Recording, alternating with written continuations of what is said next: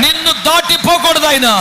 నీ మధ్యలో ఉన్నాడా లేదా, దిగి వచ్చాడా లేదా, సంచరిస్తున్నాడా లేదా, నీ గుండెల్లోకి చూస్తున్నాడా లేదా, నీ భయము తెలీదా, నీ దుఃఖము తెలీదా, నీ వేదన తెలీదా? ప్రేమ కలిగిన దేవుడు నిన్ను దాటిపోతాడా? నీ మౌనమే నీకు నష్టం చేస్తుంది. నువ్వు నోరు తెరవకి నీ బతికిలా తగలబడింది.